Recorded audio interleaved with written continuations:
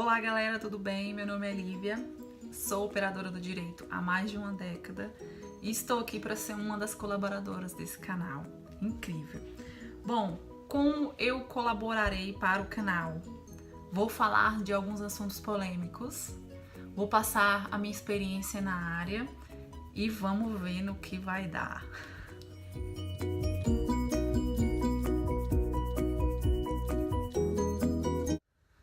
Primeiro, preciso agradecer a Lu e dizer que ela é muito corajosa por ter me dado um quadro só pra mim e dizer que eu poderia falar sobre qualquer assunto. E eu acho ela muito corajosa por isso, porque eu falo mesmo.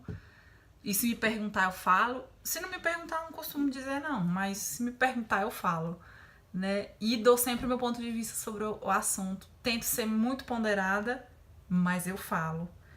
E segundo, dizer que eu adorei o nome do canal, porque parece assim, né? Oi, doutora Lu, tudo bem? Preciso tirar uma dúvida, se possível de graça, né? E quem é advogado sabe como é isso.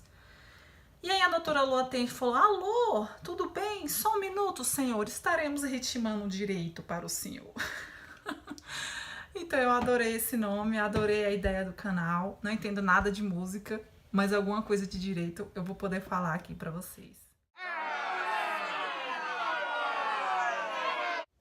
Bom, aproveitando que nós estamos em maio, mês das mães, mas também mês das noivas e dos noivos, eu escolhi um assunto que eu costumo conversar muito com as minhas amigas e amigos. As pessoas costumam me perguntar, por conta da minha opção e da minha experiência na área, que é sobre regime de bens no casamento. Mais especificamente sobre o regime ao qual eu escolhi, eu e meu marido escolhemos, que é o regime de separação convencional de bens. No Brasil, após a publicação da Lei do Divórcio em 1977, o regime comum, o regime legal no casamento, é o regime de comunhão parcial de bens. Esse é o regime comum, é o regime que a maioria das pessoas escolhem quando vão casar. Eu digo escolhem porque, na verdade, elas não estão escolhendo. Quem escolhe é a lei. Então, se você não escolhe o regime, um regime diferenciado, esse vai ser o regime que vai atuar no seu casamento. Como eu sou da área, como eu sempre trabalhei com isso, eu conheço os outros regimes. E quando eu fui casar, eu fiz questão de analisar sobre o meu ponto de vista, sobre a minha vida, o que seria melhor para mim, e claro, para o meu esposo e para nós dois como um casal. É interessante porque o brasileiro, ele nunca está muito preocupado em prestar atenção em contratos, né? Ele não quer ter trabalho de estudar, de analisar aquilo que é melhor para ele, porque às vezes é cansativo mesmo. E as pessoas costumam não se interessar por esse assunto e acabam casando sobre o regime de comunhão parcial, que também é ok, né? Cada caso é um caso, mas a minha visão sobre esse assunto é um pouco mais aprofundada e eu costumo conversar com as pessoas sobre isso, porque eu acredito que estamos num patamar da humanidade e que as pessoas precisam começar a aprender a conversar sobre o dinheiro. Sim, em pleno século XXI, as pessoas não sabem conversar sobre dinheiro. Elas acham que o casamento é por amor, ou enfim, outro interesse qualquer, e você não deve falar sobre isso com o parceiro. Sou super contra esse medo, essa preguiça em você se posicionar sobre um assunto tão importante, que é o regime de bens no casamento. Eu observo que há vários motivos para que as pessoas não falem sobre esse assunto quando ainda são noivos ou namorados. Às vezes é um motivo religioso, às vezes é um motivo medroso, às vezes é um motivo preguiçoso. E as pessoas costumam não tocar num assunto, né? Então, quando eu conto que eu casei no regime de separação de bens, as pessoas costumam dizer: mas por que, Lívia? Você não confia no seu marido? Por que você escolheu esse regime, né? E eu costumo dizer: não, eu confio. Casei por amor, casei confiando, confio nele, mas a minha visão do assunto é uma visão diferenciada, porque eu trabalho com isso e eu observo as pessoas E eu vejo no meu trabalho que grande parte dos divórcios acontecem por conta de dinheiro. Não é falta, não é excesso de dinheiro, é sobre não conversar do assunto. Aqui em Brasília, que é onde eu vivo e eu trabalho, nós vivemos na capital do país, capital do divórcio também, né? Cerca de 51% dos casamentos acabam em divórcio. Isso é um dado muito ruim, ou seja, daqueles 2 casais amigos que você tem, um deles vai divorciar. E isso é muito, muito triste, muito pesado, né? Porque a gente sabe que o divórcio não é uma coisa fácil. E por incrível que pareça, na minha observação, na minha vivência, não é a infidelidade que é a maior causa dos divórcios. É o dinheiro. É não saber conversar sobre o dinheiro. E é interessante que não existe uma estatística. Aliás, eu não sei se existe. Eu não conheço. Eu tô tirando esse dado da minha vivência. Mas aí, eu tava lendo o livro O Segredo da Mente Milionária, Os Segredos da Mente Milionária, e o autor aqui, que é norte-americano, tem uma parte que ele fala sobre essas estatísticas do divórcio, também lá nos Estados Unidos, né? Aqui ele falou assim, ó, as estatísticas mostram que a causa mais frequente da separação em divórcios é o dinheiro. E o principal motivo por trás das brigas não é o dinheiro em si, mas o conflito entre modelos de dinheiro, que ele explica no livro, né? Quem quiser ler o livro é incrível. Então eu marquei isso porque eu sempre falo isso, né, para as pessoas, que o motivo maior de um divórcio não é a infidelidade, porque a gente acredita que seja maior, mas não é, mas a falta de conversa sobre as questões relacionadas ao dinheiro. E foi vivendo toda essa minha experiência no trabalho que quando eu fui casar, eu propus ao meu marido de nos casarmos sobre o regime de separação convencional de bens. Meu marido não é da área do direito, mas na hora ele topou, né? E aí eu expliquei pra ele o que era o regime.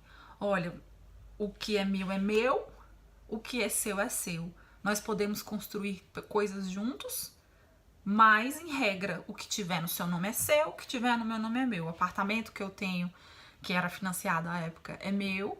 E o carro zeradão, carão que você comprou é seu. Na hora ele entendeu e topou. E aí as pessoas me perguntam, como você teve coragem de ter essa conversa com seu marido? Porque o que eu vejo é que as pessoas se sentem amedrontadas, inseguras de falar sobre o assunto. E eu costumo dizer, bom, se eu não posso falar com meu noivo, com meu namorado sobre esse assunto, será que eu devo me casar com ele? Né? Eu tenho que ter a liberdade de conversar com meu parceiro sobre qualquer assunto. E eu costumo conversar muito com meu marido. Na verdade, geralmente são monólogos, né? Eu falo, e ele balança a cabeça assim, ou ele balança a cabeça assim. Mas tem funcionado com a gente. Eu costumo dizer também que, na minha visão, esse é o regime de bem que os casais enriquecem juntos. Por quê? Porque cada um separadamente vai construir o seu patrimônio na velocidade, na quantidade, do jeito que achar pertinente.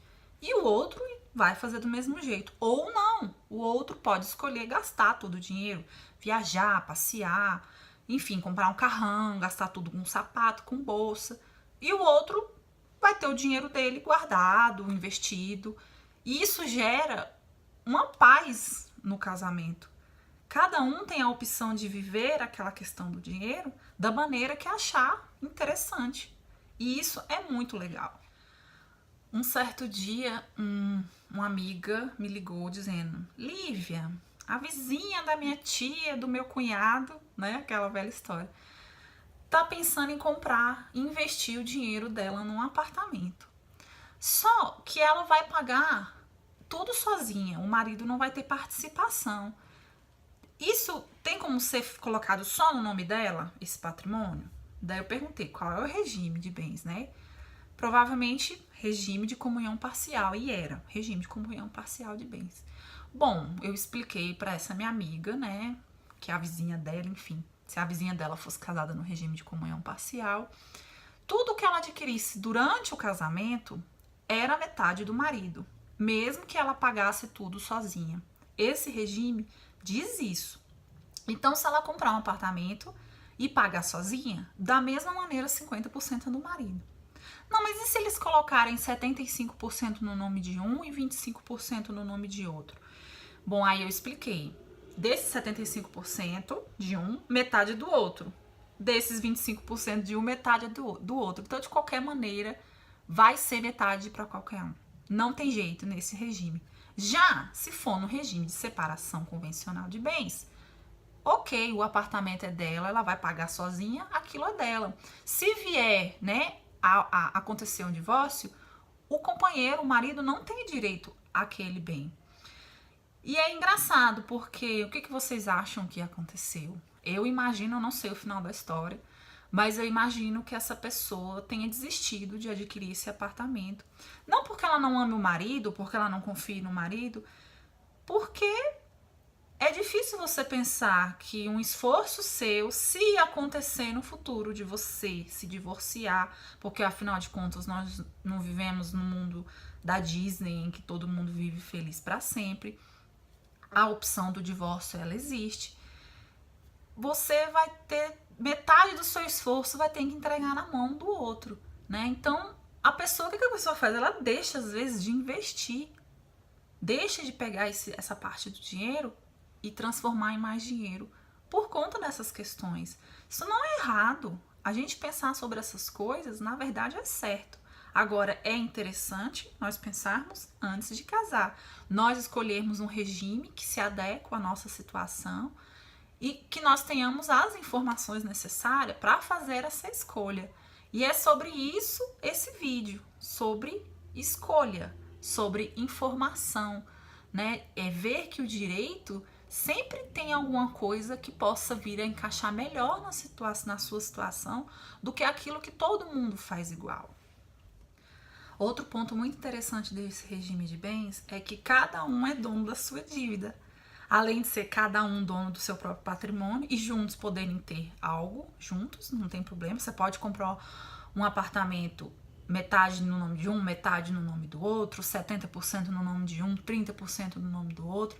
Os cartórios fazem, né? Os bancos fazem desta maneira também se precisar financiar. Você consegue registrar apartamentos, bens imóveis assim, dessa maneira, quando é casado no regime de separação de bens. E as dívidas também são separadas. Cada um é dono da sua dívida.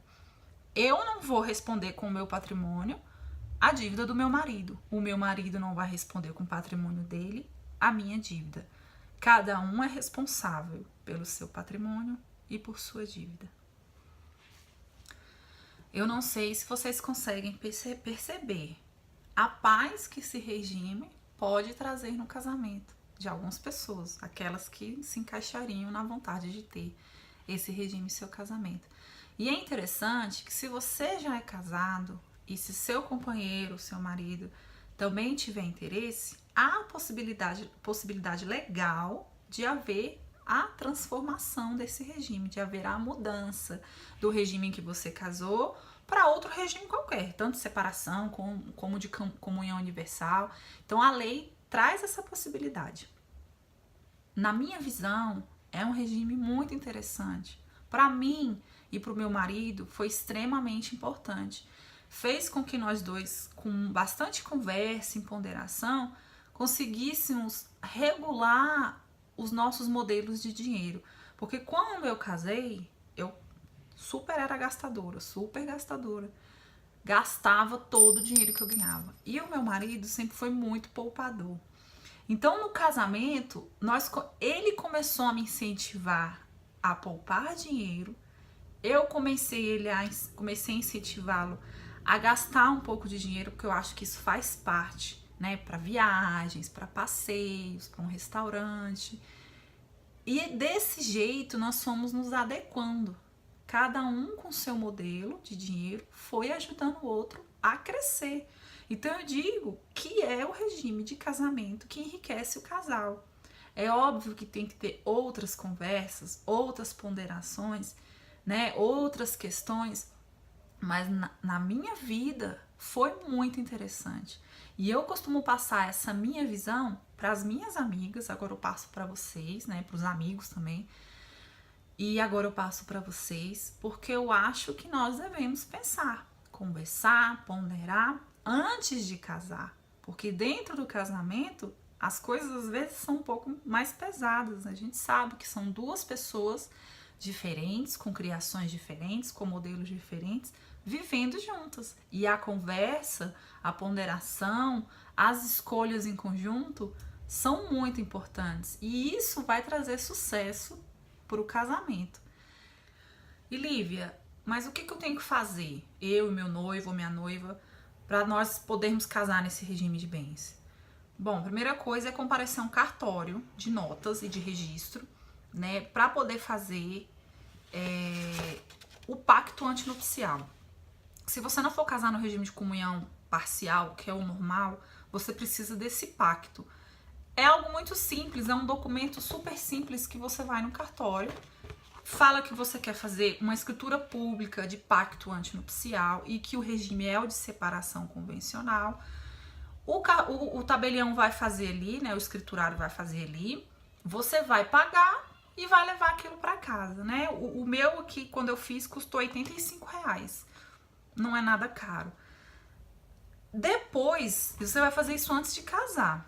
Junto com esse documento, nós já fomos dar entrada no casamento civil, os proclamas e tudo mais no cartório, né? No caso foi aí em outro cartório. E quando nós casamos, nós casamos só no civil, lá na certidão de casamento, já vem a averbação, né, da separação de bens, e é isso. Não tem dificuldade. É super tranquilo. Há ainda uma questão jurídica muito importante com relação a esse regime de bens. Hoje o STJ entende que mesmo tendo casado, o casal tendo casado, sob o regime de separação convencional de bens, o marido ou o companheiro, se for uma união estável, né, uma escritura pública de união estável, também com essa escolha desse regime, o marido, a esposa ou o companheiro e companheira sobrevivente é considerado herdeiro, né? Então, se esse bem particular, se esse imóvel que está em seu nome, né, for só seu, no caso do regime de separação de bens, você comprou no seu nome, então é seu. Caso você venha a falecer, o seu marido vai concorrer com seus outros herdeiros, se for, no caso, o filho. Um entendimento jurisprudencial atual, que pode vir no futuro a mudar. Sei que existem legisladores aí tentando alterar essa questão dentro do Código Civil para que a escolha do regime de bens funcione tanto dentro do casamento quanto na morte, mas hoje esse é o entendimento, né? No dia em que eu fui fazer o pacto antinupcial, o tabelião queria colocar no meu pacto que o meu marido não era meu herdeiro. Eu conversei com ele sobre esse assunto, disse que eu era da área e que não era o entendimento do STJ, que eu preferia que ele tirasse aquilo, que caso eu venha a morrer, ele que se vire. Enfim, na época não me gerava nenhuma preocupação, até porque era o meu primeiro casamento, eu ainda não tinha filhos e os meus pais não iriam precisar, né, do meu imóvel, no caso. Eu não me importei com esse assunto. Eu sei que é um assunto que pode vir a ser interessante, a entrar nessas dúvidas quando é um segundo casamento e você deixou filhos, né? Que é um vídeo da Lu que ela tirou algumas dúvidas sobre isso. Mas enfim, o meu assunto aqui é esse: saber escolher, poder escolher, ter informação para escolher e ter o poder de conversar com o parceiro ou a parceira sobre essa questão que, ao meu ver, é muito simples, mas muito importante dentro de um casamento, que é o modelo do dinheiro e que é a escolha do regime de bens. Aqui embaixo na descrição do vídeo, vou colocar para vocês alguns artigos da lei e alguns precedentes jurisprudenciais sobre o assunto, para aquelas pessoas que queiram se aprofundar no tema. E marque, né, ou compartilhe um amigo ou uma amiga que esteja casando, noivo, namorando, até os solteiros, que precisa receber essas informações de alguma maneira para que ela possa pensar sobre o assunto, ou que quiser deixar algum comentário aqui, alguma pergunta, Quando eu puder responder, eu der conta, eu respondo, né? E eu acredito que seja um assunto muito interessante para todas as pessoas, né? Para quem é do direito, para quem não é do direito, para quem vai casar, para quem já casou, para quem quer casar. Então, inscrevam-se no canal e vamos ver no que vai dar esse quadro aqui. Muito obrigada e até logo.